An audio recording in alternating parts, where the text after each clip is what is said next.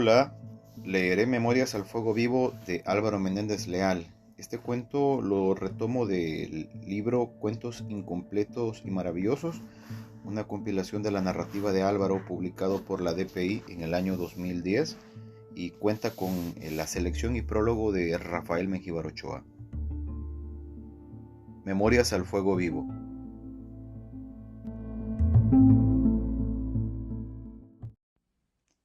Después de afeitarme tomé un parche para callos el gallo y me lo coloqué cuidadosamente sobre la nariz, en la punta, para ser preciso, justamente en la punta.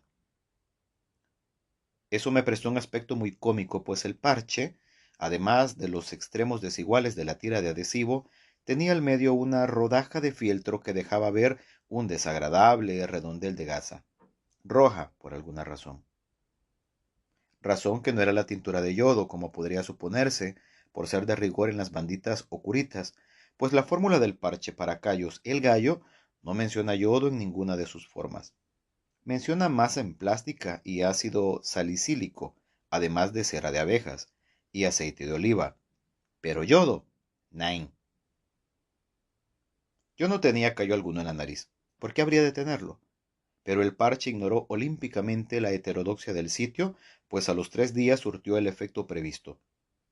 Cuando me sequé la cara vigorosamente después de afeitarme, al despegar los extremos del parche quedó una mancha roja, por alguna razón que no era tintura de yodo, sobre las capas de piel muerta, blanca, con la blancura del pellejo saponificado, flexible, con la flexibilidad del tejido muerto, más queso camembert que punta de nariz, pastosa, desagradable, en fin, en todos los sentidos. Se me cayó, pues, la punta del apéndice nasal, como antes se me había caído, al 3.er día, indefectiblemente, los callos del dedo pequeño del pie izquierdo, sitio de su recurrencia. No me importó. Al fin y al cabo, eso era lo que pretendía. Además, cosas peores me han ocurrido hasta hoy para que venga a quejarme de una roma punta de nariz.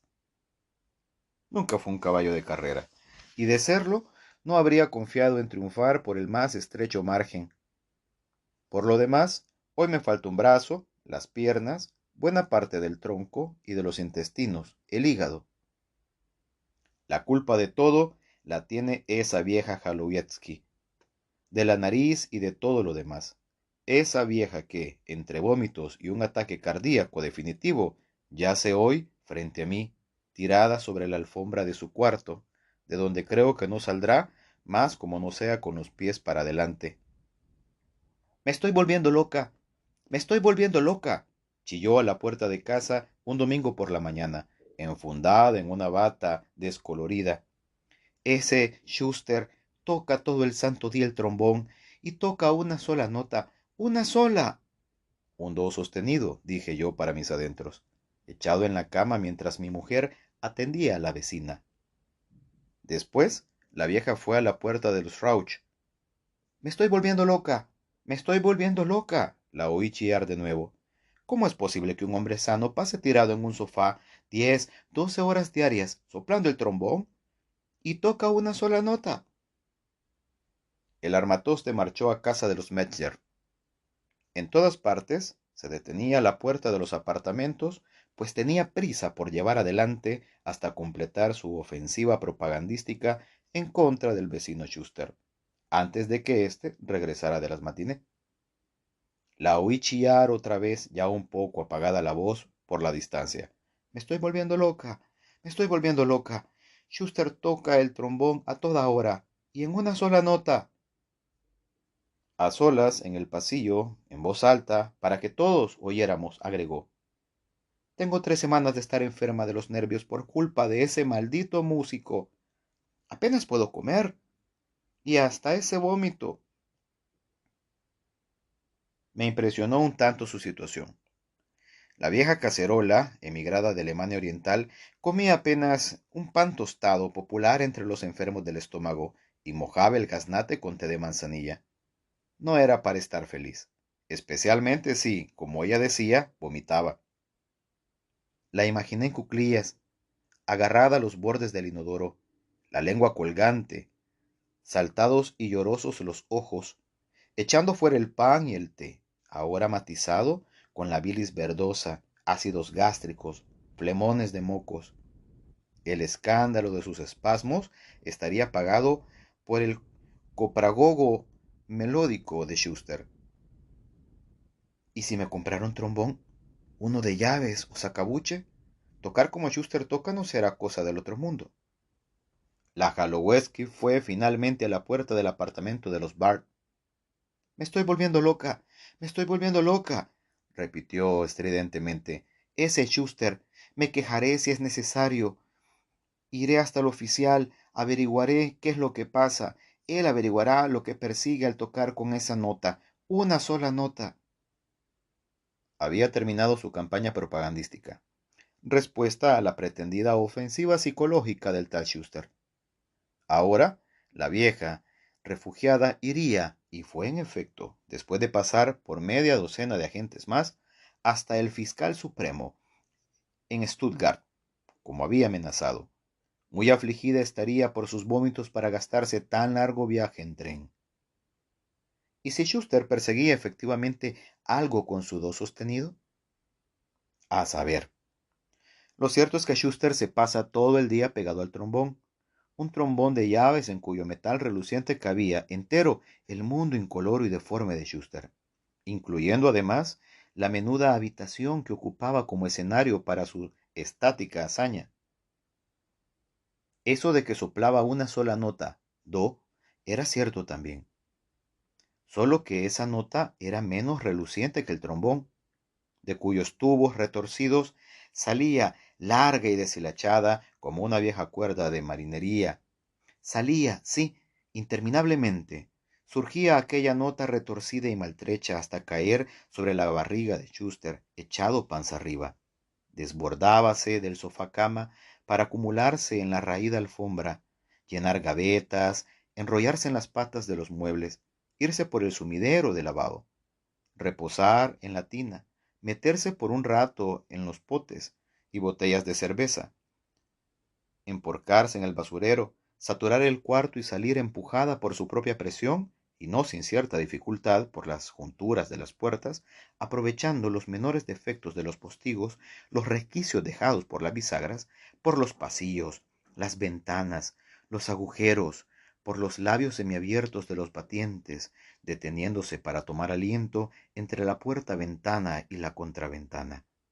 Salir, siempre salir, para llenar también los corredores de la planta baja, los corredores de la segunda planta, subir por las escaleras hasta el primer piso, hasta el segundo, para luego entrar, sin ceremonias ni invitación, sin tocar el timbre, con la ganzúa de su impertinencia y a la hora menos oportuna, a toda hora, en los apartamentos de Heinestrasse 106, pomposamente anunciados como a prueba de ruidos por la compañía inmobiliaria. En cada apartamento se metía sistemáticamente. En las orejas de los Raj, su mujer, su hijita, en la de los Bart, su mujer, su suegra, el perrito faldero, en las de los Metzger, su mujer y sus hijos gemelos, y en las mías, y en las de mi mujer, y en los del mismo Schuster, supongo. Pero más que en ninguna otra parte, se metía en las orejotas de la elefanta solterona de la Halloweenski, la que vomitaba su panecillo de enfermos y su té de manzanilla. Al principio, el do emético expulsado a puntapiés de las entrañas del trombón también me molestó a mí.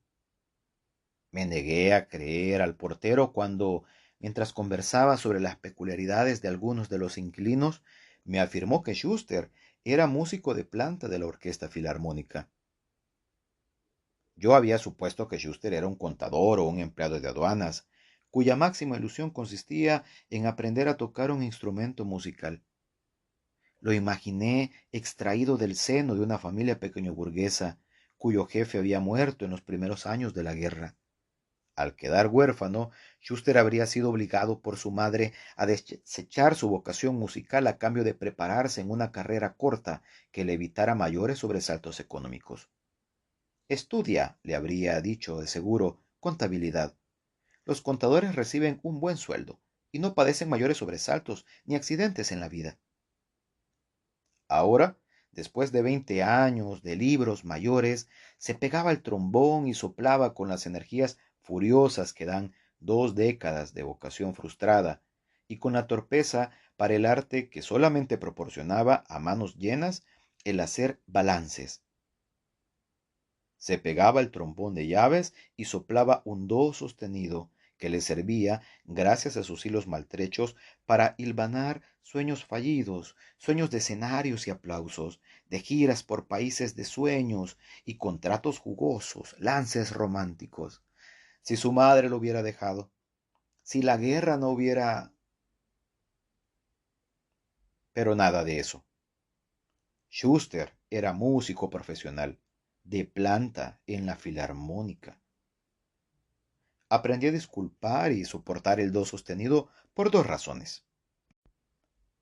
Primero, porque Schuster era un tipo solitario, en público y escandaloso, concubinato, con esa puta soledad en las ciudades alemanas.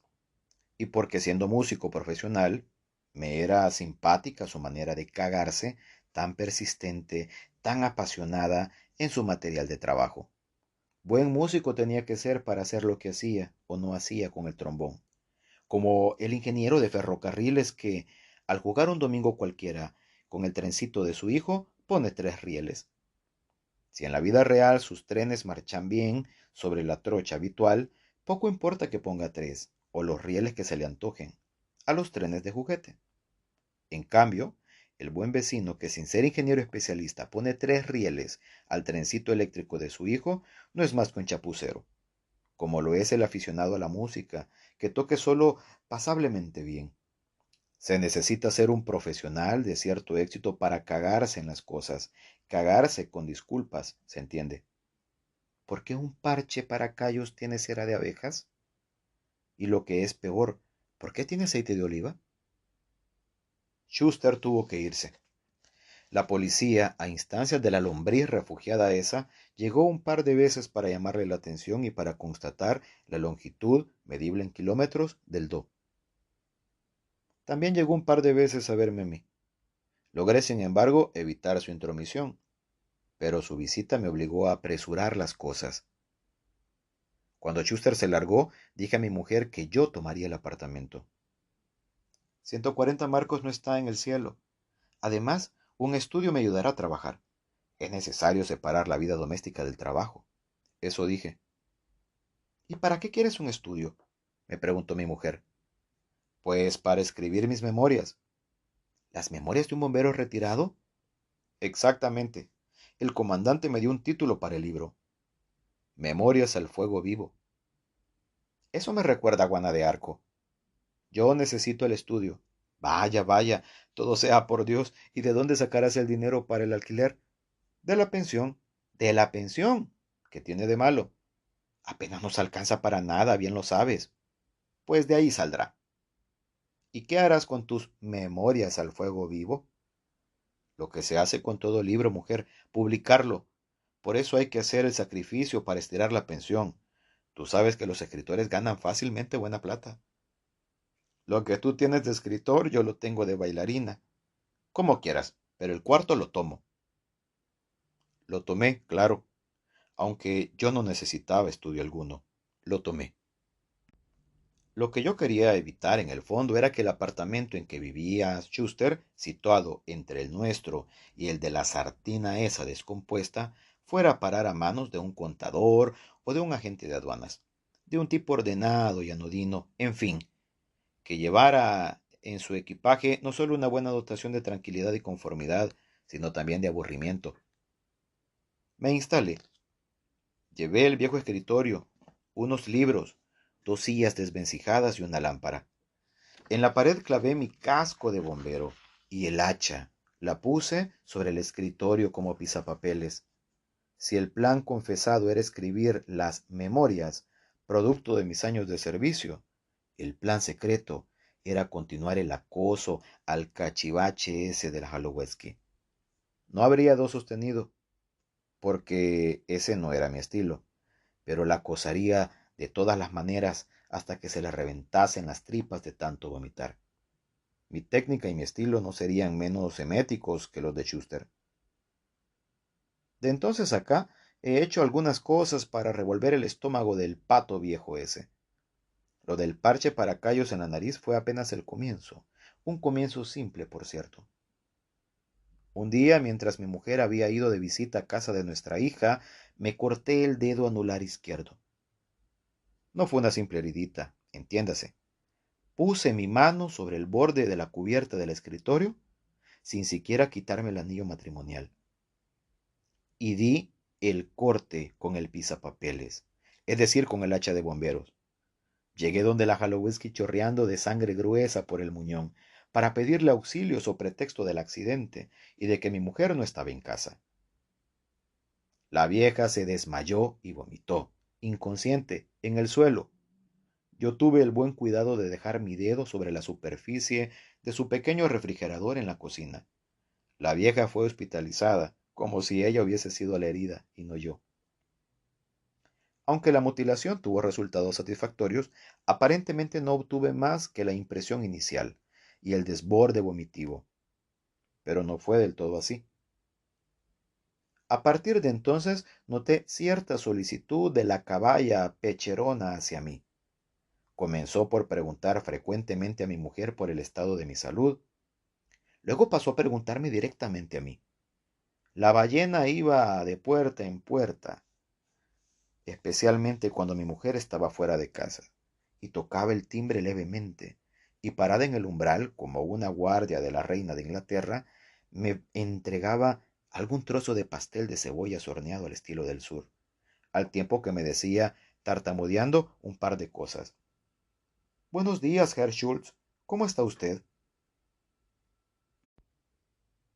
Un día descubrí que me espiaba por el Judas, ese ojillo que sirve para ver desde dentro quién llama a la puerta.